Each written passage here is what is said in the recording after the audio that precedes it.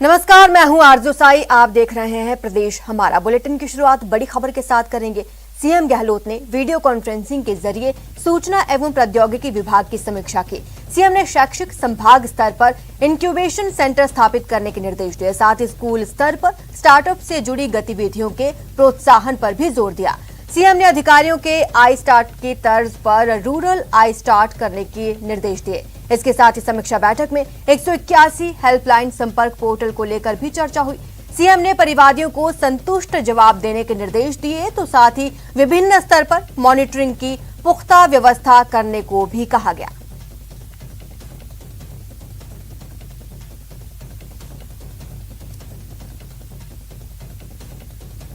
समीक्षा बैठक के बाद सीएम ने ट्वीट किया। अपने ट्वीट में सीएम ने लिखा, वीडियो कॉन्फ्रेंस के माध्यम से सूचना प्रौद्योगिकी एवं संचार विभाग की समीक्षा बैठक को संबोधित किया। इस दौरान विभाग की योजनाओं, कार्यक्रमों और बजट घोषणाओं की समीक्षा की। आमजन को सुशासन देना और सूचना तकनीक के उपयोग से घर बैठे सरकारी विभागों की समस्त सेवाओं की पहुंच सुलभ करवाना राज्य सरकार की सर्वोच्च प्राथमिकता है। इसके लिए अधिकारियों को निर्देश दिए हैं कि सभी प्रकार की नागरिक सेवाओं की ऑनलाइन डिलीवरी सुनिश्चित करने के लिए आगे बढ़ें। साथ ही सभी विभाग इस साल 2 अक्टूबर तक अपनी समस्त योजनाओं और कार्यक्रमों की जानकारियां जन सूचना पोर्टल पर साझा कराएं। आईटी का उपयोग कर पारदर्शिता और सुशासन के लिए ऐसी पहल करने वाला राजस्थान पहला राज्य होगा।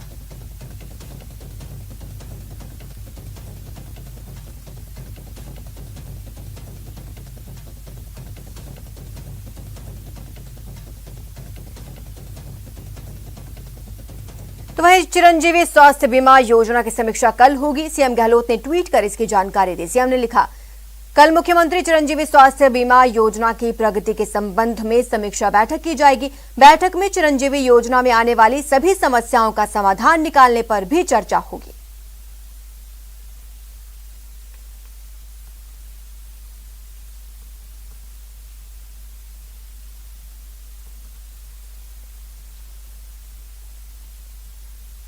जिला परिषदों और पंचायत समिति के चुनाव के लिए कल से प्रक्रिया शुरू हो जाएगी। बीजेपी ने गांव की सरकार में फिर से फतह हासिल करने के लिए रणनीति तैयार की है, तो बीजेपी से टिकट पाने वाले उम्मीदवारों की फहरिस्त भी लंबी होती जा रही है।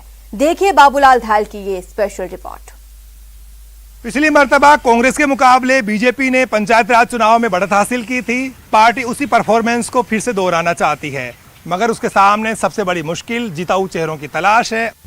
गांव की सरकार के लिए जंग, फिर दिखेगा कमल का दम। क्योंकि इससे पहले जो पंचायती राज के चुनाव हुए थे उसमें 21 में से 14 पे बीजेपी काबिज हुई थी, क्योंकि अक्सर सत्ताधारी दल के साथ में उसका रुझान जाता है। लेकिन पहली बार इतिहास में राजस्थान में हुआ जब बीजेपी को बढ़त मिली, कांग्रेस मात्र 5 सीटों पर सिमट गई। कोरोना की दूसरी लहर के कमजोर पड़ते ही फिर से मरुधरा में शुरू होने वाला है चुनावी शोर। 6 जिला परिषदों और 78 पंचायत समितियों के चुनावों के लिए उम्मीदवारों की जोड़ तोड़ शुरू हो रही है।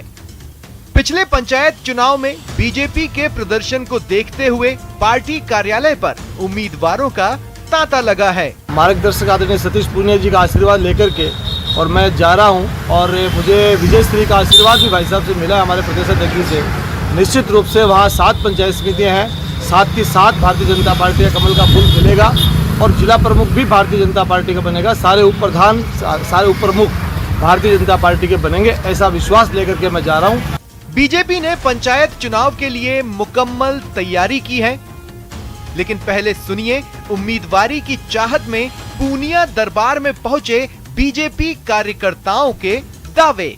सर, मैं पहले प्रधान थी तो भी मैंने अच्छा काम किया है। मैं 35 नंबर वार्ड से टिकट मांग रही हूँ। 10 पंचायत तो अपने आमेर में आ रही है और 7 पंचायत जोटवाड़ा में आ रही है। मान सतीश जी पूनिया साहब जो आमेर विधानसभा क्षेत्र के विधायक हैं, राजस्थान के प्रदेश अध्यक्ष हैं, उनको तो मैंने कहा भाई मैं चलो तो सब 5 पटेल बारी साथ आए थे सब गाँव का, और मैंने यह कह दिया माँ की लाज था के हाथ, जब मैं कह दिया जनता जनाधार माँ की साथ से कांग्रेस का कुशासन ने खोद डाला जारा ने। जीत के दावे हैं और पूरा बायोडेटा तैयार है। कोई जिला प्रमुख बनने के सपने देख रहा है, तो कई कांग्रेस उम्मीदवार को धूल चटाने का दावा कर रहा है, लेकिन ये तब हो पाएगा जब इन पर बरसेगी प्रदेश अध्यक्ष की कृपा। वहीं बीजेपी पिछले चुनाव का प्रदर्शन दोहराने की रणनीति पर काम कर रही है। अभी भी 6 जिला परिषदें 78 पंचायत समितियां हैं। हम लोगों ने प्रभारी नियुक्त कर दिए पंचायत समिति स्तर तक। वो 2-3 दिन वहाँ रह के स्क्रीनिंग करेंगे और उसके बाद जिले की जो समन्वय समिति है, मंडल की जो समन्वय समिति है विधानसभा की, वो सब मिलजुल कर योग्य फैसला करेंगे। हमने बीजेपी ने सभी जिला परिषद और पंचायत समितियों को फतह करने के लिए वरिष्ठ नेताओं को जिम्मा सौंपा है। राजेंद्र राठौड़ जयपुर के प्रभारी बनाए गए हैं। भरतपुर में बीजेपी को जीत दिलाने की जिम्मेदारी अरुण चतुर्वेदी के कंधों पर होगी। दौसा में पूर्व मंत्री प्रभुलाल सैनी कमल खिलाने की जिम्मेदारी संभालेंगे। सवाई माधोपुर में मदन दिलावर को जिम्मेदारी मिली है। जोधपुर में वासुदेव देवनानी और सिरोही में नारायण पंचारिया प्रभारी बनाए गए हैं। गांव की सरकार यानी सत्ता की सीढ़ी, और इस सीढ़ी पर सवारी के लिए चाहिए टिकट। सो नेताओं के दरवाजों पर दावेदारों की भीड़ उमड़ने की शुरुआत हो चुकी है, लेकिन सत्ता की डगर इतनी आसान भी नहीं होती है। यानी मुकाबले के लिए तैयार है मरुधरा। ऐसे में कांग्रेस को हल्के में आंकना भी बीजेपी के लिए बड़ी भूल साबित हो सकती है। कैमरा पर्सन बलबीर राठौड़ के साथ बाबूलाल धायल, न्यूज़ 18 जयपुर। भरतपुर में पंचायत चुनाव को लेकर प्रभारी अरुण चतुर्वेदी ने होटल सिटी स्पाइस में प्रेस वार्ता की। यहां चतुर्वेदी ने कहा, पंचायत चुनाव को लेकर रणनीति तैयार कर ली गई है और इस बार सभी पंचायत समितियों में बीजेपी के ही प्रधान बनेंगे। वहीं एसीबी द्वारा अस्पताल में डॉक्टर्स को ट्रैप करने वाले मामले पर चतुर्वेदी ने गहलोत सरकार पर सवाल उठाए। कहा, राज्य सरकार हमेशा केंद्र सरकार पर आरोप लगाती रहती है। केंद्र सरकार इनकम टैक्स और ईडी पर दबाव डालकर छापे मरवाती है, तो गहलोत सरकार भी एसीबी पर दबाव डालकर कार्रवाई करा रही है। सरकार को निष्पक्ष जांच करानी चाहिए।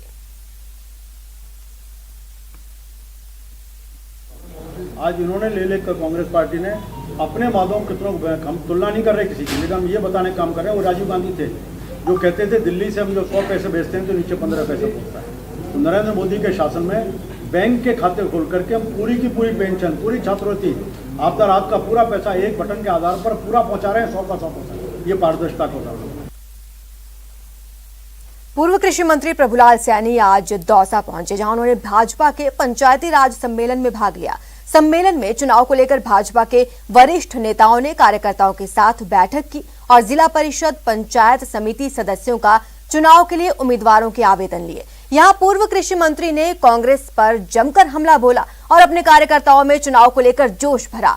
उन्होंने कहा कि कांग्रेस के अंतर चल रही गुटबाजी का फायदा बीजेपी को मिलेगा। हम जिले के 11 के 11 प्रधान और जिला प्रमुख पर भाजपा की जीत तय है। वहीं जब मीडिया ने वसुंधरा राजे के पोस्टर से गायब होने का सवाल सैनी से पूछा तो उन्होंने कहा कि बीजेपी में कोई गुटबाजी नहीं चल रही, राजे हमारी नेता हैं। तंत्र में, लोकतंत्र में पंचायत चुनाव एक आत्मा है लोगों की। मैं ये समझता हूँ कि जिस प्रकार कार्यकर्ताओं का उत्साह है, पार्टी ने इसको एक चुनौती के रूप में लिया है। हम निश्चित रूप से 11 के 11 प्रधान यहाँ चुनाव में जीतेंगे, जिला प्रमुख हमारा बनेगा। कारण ये सरकार कुनबे की लड़ाई लड़ रही है, इनको जनता से कोई मतलब नहीं है, किसानों से। सुजानगढ़ के नालियाबास के कथित अवैध पाइपलाइन को हटाने की मांग को लेकर राजकुमार तंवर का धरना जारी है। राजकुमार तंवर पिछले 9 दिनों से जलदाय विभाग के सहायक अभियंता कार्यालय के बाहर भूख हड़ताल पर बैठे हैं। आखिरकार ये मामला चूरू विधायक राजेंद्र राठौड़ तक पहुंच गया है। दरअसल राठौड़ लोडसर में एक कार्यक्रम में शामिल होने गए। इसी दौरान नेता प्रतिपक्ष से नलियाबास के एक प्रतिनिधिमंडल ने मुलाकात की और तंवर द्वारा 9 दिनों से जारी भूख हड़ताल के बारे में बताया और ये भी बताया कि प्रशासन ने अभी तक उनकी सुध भी नहीं ली है, जिसे राठौड़ ने दुर्भाग्यपूर्ण बताया। जिसके बाद राठौड़ ने इस मामले को लेकर प्रमुख शासन सचिव से बात की। वहीं तंवर का धरना अभी भी जारी है। दुर्भाग्यपूर्ण है, एक व्यक्ति जिसके घर में अवैध पाइपलाइन डाल दी जाए 9 दिन से आमरण अनशन पर हो और प्रशासन शासन संज्ञान नहीं ले, हर महीने ऊपर तक पैसा पहुंचाने वाले एक्शन इतने बेखौफ हो जाएं कि बार बार ध्यान आकर्षित करने के बाद भी इस ओर कदम नहीं उठाए। जो राजू का वार्ड है और उसके घर के अंदर से जो पाइपलाइन डाली है उस विषय में राजेंद्र जी राठौड़ को अवगत करवाया है और राठौड़ साहब ने अधिकारियों से भी बात की है, तो उसको स्पष्ट कहा है भाई आज तेरा है, यदि उसके कुछ हो गया तो तुम लोगों की जवाबदारी है। इसी बीच बड़ी खबर आपको बता दें, चिकित्सा मंत्री ने केंद्रीय स्वास्थ्य मंत्री को पत्र लिखा है। 2 करोड़ वैक्सीन डोज उपलब्ध कराने की मांग की गई है। कहा, कुछ समय से प्रदेश को कोविड वैक्सीन की अनियमित सप्लाई हो रही है। प्रतिदिन 2 लाख डोज भी लगाया जाना संभव नहीं हो पा रहा। प्रदेश की टीकाकरण क्षमता 15 लाख डोज प्रतिदिन है। प्रदेश के लिए कुल 55 लाख डोज मिलने के संकेत प्राप्त हुए हैं। अगस्त माह में प्रदेश के 80 लाख पात्रों को तो दूसरी डोज लगनी है, जबकि करीब 2 करोड़ 44 लाख पात्र व्यक्तियों को प्रथम डोज लगना प्रस्तावित है। तो आपको ये बड़ी खबर बता रहे हैं। डॉक्टर रघु शर्मा ने केंद्रीय स्वास्थ्य मंत्री को पत्र लिखा है और ये बताया है कि राजस्थान को अनियमित सप्लाई हो रही है डोजेस की। कुछ समय से प्रदेश को कोविड वैक्सीन कम मिल रही है। प्रतिदिन 2 लाख डोज भी लगाना संभव नहीं हो पा रहा। उन्होंने बताया कि प्रदेश की टीकाकरण क्षमता 15 लाख डोज प्रतिदिन है। प्रदेश के लिए कुल 55 लाख डोज मिलने के संकेत प्राप्त हुए हैं। पत्र में यह भी मेंशन किया गया है कि अगस्त महीने में प्रदेश के 80 लाख पात्रों को तो दूसरी डोज लगनी है, जबकि करीब 2 करोड़ 44 लाख पात्र व्यक्तियों को प्रथम डोज लगना प्रस्तावित है।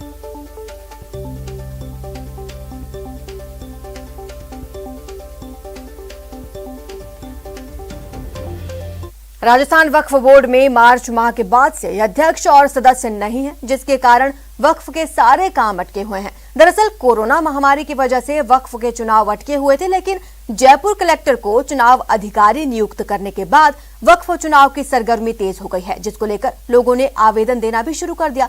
ऐसे में जयपुर में चुनाव की तैयारियों में जुटे सदस्यों से बात की हमारे संवाददाता अरबाज अहमद ने। के लिए यहाँ पर इलेक्शन की तैयारी है। 7 आवेदन किए गए हैं। इस बार आवेदक बढ़ रहे हैं और उसी तरीके से जो प्रत्याशी हैं वो कोशिश कर रहे हैं कि ज़्यादा से ज़्यादा उनको वोट मिले। साहब, क्या स्थिति है चुनाव की? कितने लोग आवेदन कर चुके हैं? कब तक ये स्थिति साफ हो जाएगी कि कौन मुखिया होगा, कौन मेंबर होगा? देखिए, जो अभी चल रहा है मामला, ये 5 इलेक्शन वालों का है, जिसमें अभी आपने फरमाया एक MP कोटे से आएंगे, एक MLA आएंगे, मेंबर बार काउंसिल आएंगे, 2 मुतवल्ली आएंगे। इनका चुनाव होना है 17 तारीख को, है ना। तो ये 3 तो करीब करीब फाइनल से ही हैं, MLA साहब, MP साहब और बार काउंसिल, क्योंकि एक है। तो अब रह गया 177। उस 177 का चुनाव होगा 17 तारीख को। शाम तक रिजल्ट आ जाएगा, कौन जीतता कौन हारता है तो उसको पता लगेगा। इसके बाद कलेक्टर साहब, क्योंकि निर्वाचन अधिकारी हैं, वो अपनी रिपोर्ट भेजेंगे गवर्नमेंट को कि भाई मैंने इलेक्शन करा दिया है, ये रिपोर्ट है और ये लोग निर्वाचित हुए।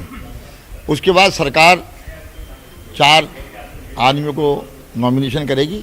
उसमें एक शिया कोटे से आएगा, एक सुन्नी कोटे से आएगा, एक डिप्टी सेक्रेटरी रैंक का RS अधिकारी आएगा और एक सोशल एक्टिविटीज़ का आदमी आएगा।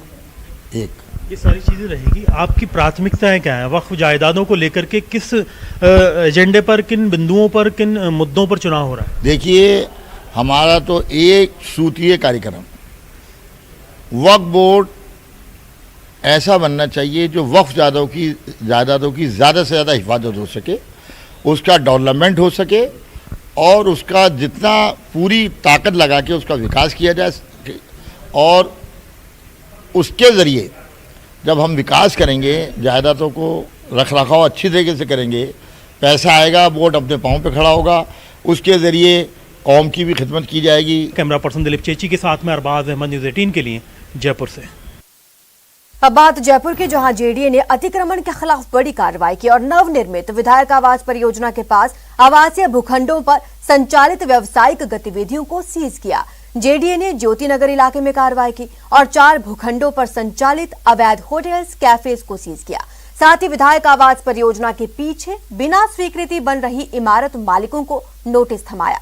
मौके पर पहुंची टीम ने विधायक आवास योजना की सुरक्षा को देखते हुए इमारतों के निर्माण कार्य को भी रुकवाया।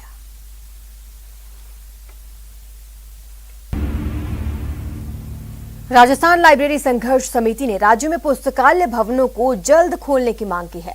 समिति का कहना है कि कोरोना संक्रमण की रफ्तार कम होने के बाद से सभी सेक्टर अनलॉक किए गए हैं, फिर लाइब्रेरी क्यों नहीं खोली जा रही। करीब 1.5 साल से विद्यार्थी ना तो किताबें पढ़ पा रहे हैं और ना ही लाइब्रेरी में अध्ययन कर पा रहे हैं। हाल ही में कई प्रतियोगी परीक्षाएं घोषित की जा चुकी हैं। ऐसे में जल्द ही पुस्तकालय भवनों को खोलने पर विचार लिया जाना चाहिए।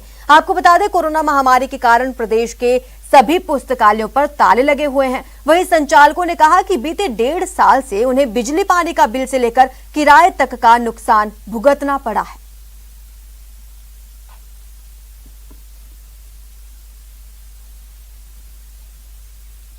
लाइब्रेरी एसोसिएशन संघर्ष समिति से हैं और हमने आज ज्ञापन दिया कलेक्टर साहब को, और हमारी मुख्य मांग ये है कि लाइब्रेरी को कानूनन रूप से अनुमति खोलने की प्रदान करें।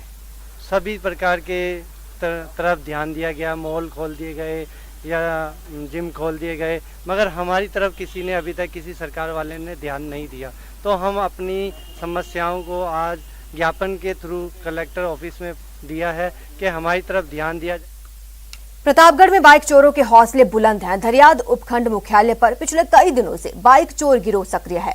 चोरों ने रावला बाग बस स्टैंड के पास से 2 मोटरसाइकिल चोरी कर ली। ये पूरी वारदात सीसीटीवी कैमरा में कैद हो गई है। वासुदेव सोनी और एचपी गैस एजेंसी के सेल्समैन की बाइक रात करीब 11 बजे चोरी हुई। बड़ी बात यह है कि पुलिस इस गिरोह को पकड़ने में नाकाम साबित हो रही है, जिसके बाद से शहर के लोगों में बाइक चोर गिरोह को लेकर खौफ देखने को मिल रहा है। हालांकि पुलिस ने बाइक चोरी के मामले में केस दर्ज कर लिया है और मामले की जांच में जुट गई है।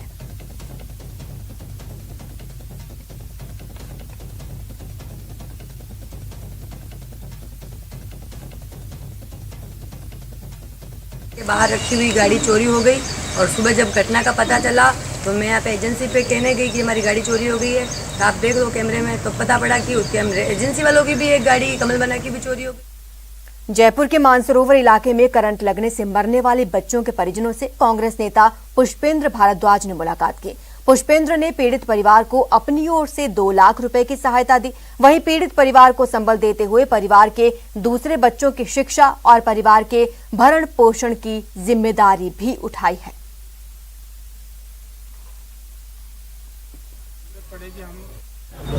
कुछ दिनों पूर्व जिस बच्चे की असामयिक जो मौत हुई थी, जो प्रशासनिक गलतियों की वजह से, आज उस बच्चे के परिवार को संपूर्ण हमारे कांग्रेस की टीम, आम जनता के लोग संबल देने के लिए हम सब ने निर्णय लिया और आज हमने 2 लाख रुपए नकद और इस पूरे परिवार की ताउम्र खर्चा उठाने का निर्णय लिया है।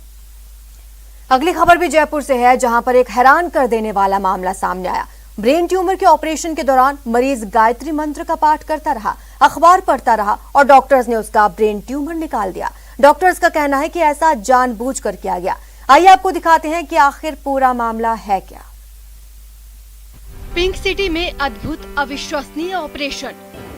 You can appreciate easily this color of the tumor and the color of the brain surgery के बीच गायत्री जाप। ओम जय जगदीश हरे, ओम जय जगदीश हरे, ओम जय जगदीश हरे, ओम जय जगदीश हरे, ओम जय जगदीश हरे।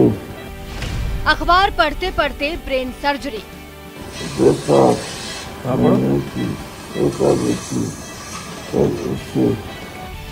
ऑपरेशन थिएटर में गायत्री थेरेपी। ओम जय जगदीश हरे, ओम जय जगदीश हरे, ओम जय जगदीश हरे। जी हाँ, 4 घंटे तक ऑपरेशन चलता रहा, वो भी ब्रेन ट्यूमर का, और मरीज कभी गायत्री मंत्र का जाप करता, ओम जय जगदीश हरे, ओम जय जगदीश हरे, तो कभी चामुंडा का पाठ, ओम एम चामुंडा विचय, कभी भगवान विष्णु को याद करता, ओम एम। ये चमत्कार हुआ है पिंक सिटी के एक निजी अस्पताल में, जहां विज्ञान और आस्था का एक अनूठा संगम देखने को मिला। 57 साल के सेना से रिटायर्ड हवलदार निर्मल राम का होश में रहते हुए जटिल ब्रेन ट्यूमर का ऑपरेशन हुआ और इस दौरान वो गायत्री मंत्र का जाप करते रहे। 3-4 घंटे ऑपरेशन चला हमारा। ऑपरेशन के दौरान ये अच्छे से बात करते रहे, हमसे बात करते रहे, हमने अखबार पढ़ाया, हमने ऑब्जेक्ट्स दिखाए, हमने ये बोला कि सीधा हाथ उठाओ, बायां हाथ उठाओ, दायां हाथ उठाओ, पैर उठाओ, ये अखबार में क्या लिखा हुआ है। और इसके अलावा हमने इनको बोला कि आप ऑपरेशन के दौरान अपना कुछ चैंट करते रहें, जैसे मंत्र है या कोई हनुमान चालीसा है। इस दौरान डॉक्टर्स की पूरी टीम ने इस बात का विशेष ख्याल रखा कि मरीज होश में रहे। कभी मरीज को अखबार पढ़ने को कहा जाता तो कभी सब्जी और फल के नाम पूछे जाते। नाम बताओ। सब्जी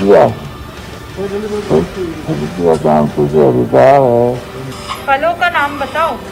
आपका नाम? फल फल फल। कभी उसका नाम पूछते तो कभी घर वालों का। मकसद बस ये कि किसी तरह सर्जरी के दौरान मरीज को होश में रखा जाए।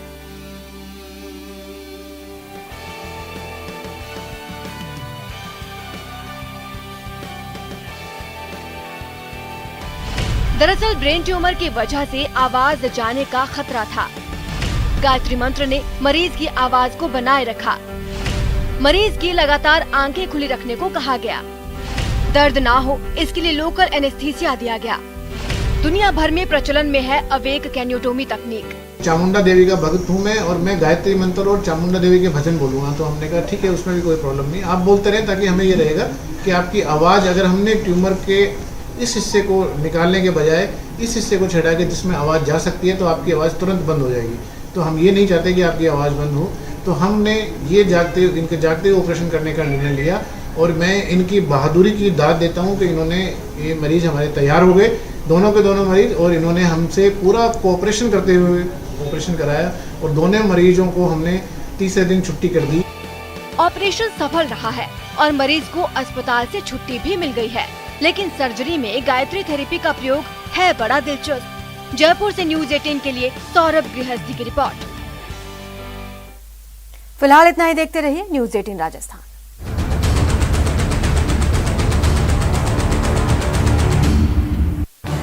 इस न्यूज हेडलाइंस के प्रायोजक